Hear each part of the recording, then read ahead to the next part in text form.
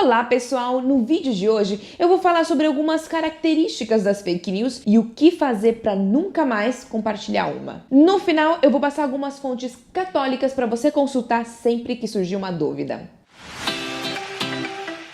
No vídeo anterior, nós falamos um pouco sobre as fake news dentro da comunicação católica. Vimos que é dever de todo cristão não propagar nenhuma notícia falsa, ou seja, uma mentira. E falamos também sobre a nossa responsabilidade como comunicadores em combater a desinformação na internet. Por isso, hoje vamos analisar as características básicas das fake news, porque o universo das notícias falsas é muito mais complexo do que simplesmente dizer se aquilo lá é falso ou não. Tanto que muitos estudiosos na área nem chamam de fake news e odeiam esse termo, preferem chamar de desinformação, que seria o termo mais correto. Mas agora vamos para o que interessa. O que fazer quando se recebe uma notícia com conteúdo difícil de acreditar? Primeiro, muita calma nessa hora. Leia o texto completo. Parece besteira, mas o que tem de notícia em que o título fala uma coisa e o texto outra, e isso vale até para jornais, para sites, principalmente aqueles sites de fofoca que são bem conhecidos. O que acontece é que para eles ganharem alguns cliques a mais, eles apelam para o sensacionalismo. E aí a possibilidade de você passar uma vergonha é grande. Em segundo lugar, veja qual a data da publicação. Tem casos que a notícia realmente aconteceu, ela é real, ela é verdadeira, é de um site confiável, mas acontece que ela é de, por exemplo, 3 anos atrás. Que se você for tirar do contexto, perde todo o sentido. E as pessoas só estão replicando só para criar cliques, comentários, curtidas,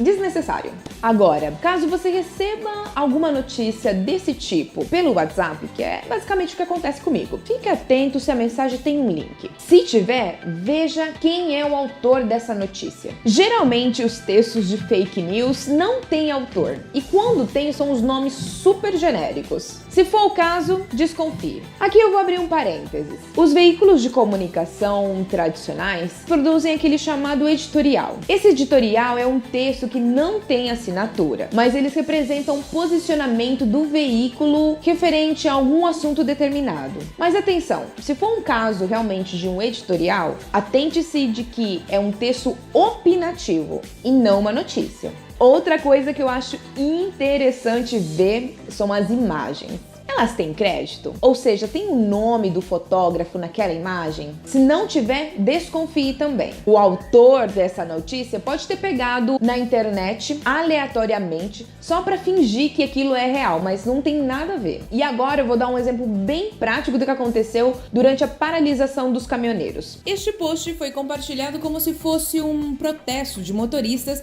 contra o aumento do combustível na Alemanha. E foi altamente compartilhado, mas na verdade essa imagem foi tirada em 2012 na China durante um engarrafamento devido a um feriado. Outra coisa interessante de se ver é se a notícia vem com erros gramaticais, com algumas abreviações, tipo VC ao invés de você, ou com muitos adjetivos. Pode desconfiar da veracidade, porque isso não tá parecendo muito profissional, não. Agora vem a parte que eu mais gosto de fazer quando eu recebo essas notícias. O texto tem o nome de algum especialista?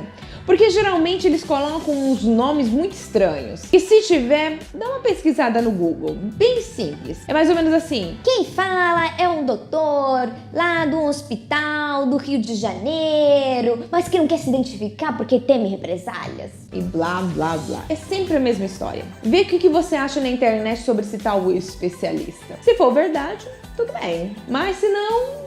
E por último, é aquele simples Ctrl+C, Ctrl+V. Vê se os outros jornais estão replicando alguma coisa parecida. Porque pensa aqui comigo, se a notícia é tão bombástica assim, por que ninguém mais toca no assunto? Mas se depois de você ter feito todos esses passos e ainda restarem dúvidas, eu tenho a melhor dica de todas. Agora, pra você, nesse exato momento, não compartilha.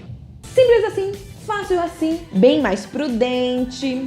Agora que você está um especialista em fake news, ninguém mais te engana, nunca mais compartilhou uma coisa desse tipo, você vai sair apontando para todo mundo: isso é uma farsa, isso é mentira, para todo mundo que compartilha?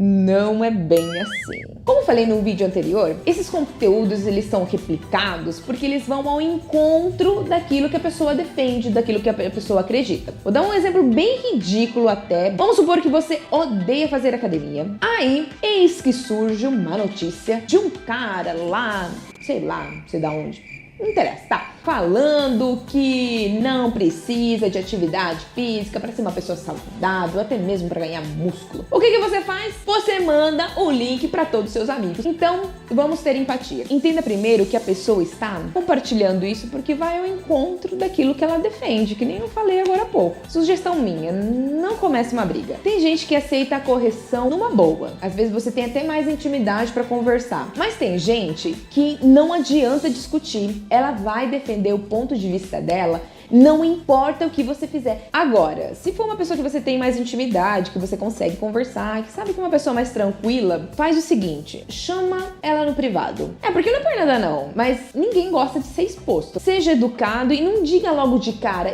isso é uma farsa, você está compartilhando uma fake news. Não, você pode falar, fulano, eu entrei no link que você compartilhou e pesquisei sobre e não achei nada sobre o assunto. Você não acha estranho? Sei lá.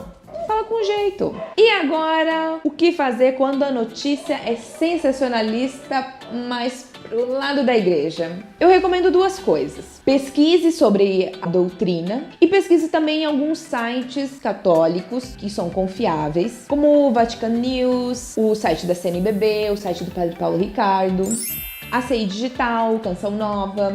Para a doutrina, eu recomendo os seguintes. O DOCAT, que é a doutrina social da igreja. A linguagem dele é bem simples, bem fácil de entender e você consegue pesquisar até mesmo por assunto. E o outro que eu recomendo é o YouCat, que vai falar sobre o catecismo da igreja católica e ele aborda também sobre os dogmas da igreja. Então são fontes confiáveis. Vale a pena. Eu gosto. São eles que me guiam.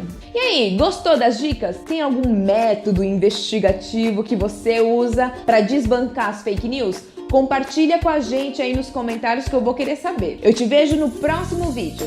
Até lá!